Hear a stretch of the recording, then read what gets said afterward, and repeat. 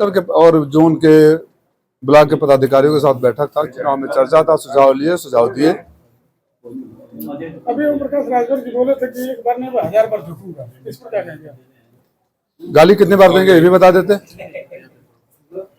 गाली कितनी बार देंगे? माँ बन के गाली याद है आपको? है ना वीडियो आपके पास? जूते कितनी बार मारेंगे भी बता दे कार्यकर्ताओं को। आज तो उनकी स्थिति ऐसी हो गई है, झुकना क्या लूटना भी पड़ जाएगा तो लूट लेंगे। बस ये बता दे कि गाली कब तक देंगे, गाली अब देंगे कि नहीं देंगे। अब भारतीय जनता पार्टी के कार्यकर्ताओं को जूते से मारेंगे कि नहीं मारेंगे, उनकी माँ बहन वाले शब्द मेरे मुंह से नहीं निकल सकता, वो करेंगे कि नहीं करेंगे। जोगी जी को भीख मंगवाएंगे कि नहीं मंगवाएंगे, मोदी शाह को गुजरात भेजकर अब साबित करेंगे कि नहीं करेंगे कि अपने माँ बाप के ही, उन्होंने क्या कहा था उन शब्दों को दोहराना थोड़ा है क्योंकि उनके माँ बाप मेरे भी माँ बाप है ना, माँ बाप पर नहीं जाना चाहिए, उन्होंने बोला वो बात पूछ लीजिए। बाकी अब क्या कहते नहीं वो करेंगे। हाँ, की बात पर कह रहे हैं कि उनको जनता का आशीर्वाद के लिए इतने ईमानदार आदमी हैं कि अपने पुत्र को 2017 में बांसडी बलिया से हराए, भाग गए वहां से 22 तक जाते जाते बनारस पहुंच गए, 24 आज तक आते आते यहाँ आ गए। तो जनता के आशीर्वाद की, जनता का वोट का, अरे हारे या जीते कुछ हजार तो वोट दिए होंगे, उनको तो आप छोड़ के निकल लिए। जहाँ काम नहीं बनता वहां से मैं चलता, यही हाल है ना। जी युवाओं के सवाल पे मंत्री जी भड़क गए और बोल रहे थे कि होश में रहिए। मंत्री जी को सिर्फ जुआ में अपने पुत्र ही दिखाई देते हैं दो, बाकी युवाओं को तो उन्होंने लाठी मरवाने की बात कही, जूता मरवाने की बात कही। तो जुआ उनके लिए, जुआ सिर्फ उनके दो पुत्र हैं जो हमारे स्टार प्रचारक है।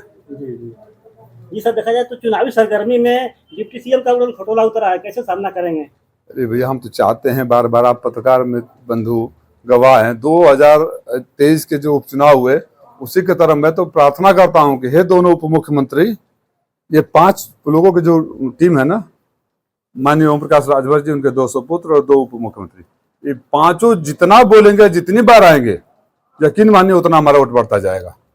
ये हमारा काम आसान करके जाते हैं।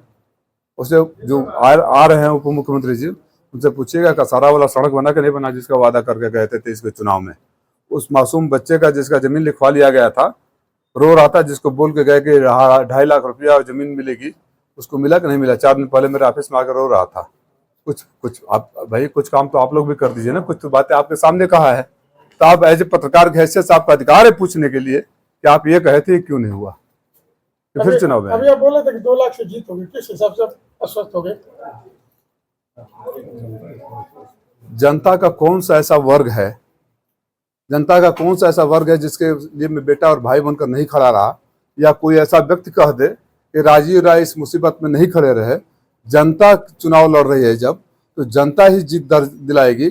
और जो जनता के साथ कोरोना काल में, मैं आपसे पूछ रहा हूँ, किस आधार पर चुनाव लड़ने आए थे? कोरोना था तो थे, लॉकडाउन था तो थे, इस मधुबन में बाढ़ आया तो थे, महासुर में ट्रेन दुर्घटना हुआ तो थे, जब उनके समाज के बच्चे अनाथ हो रहे थे, इनके बच्चों को गोद लेना था तो थे, इनके समाज के बच्चे अफ्रीका में मरे हुए थे तो थे, जब इनके समाज के बच्चों को पढ़ने के लिए फीस नहीं तो थे, इनके समाज के बच्चों को इलाज के लिए नहीं था तो थे। किस आधार पर चुनाव लड़ रहे हैं? मैं आपसे पूछ रहा हूँ, पूछिए ना। समाज खाली ये जात प्लस वो जात प्लस ये जात, या ये होगा कि ये काम प्लस वो काम प्लस वो काम प्लस ये काम, इसलिए मैं लायक हूँ?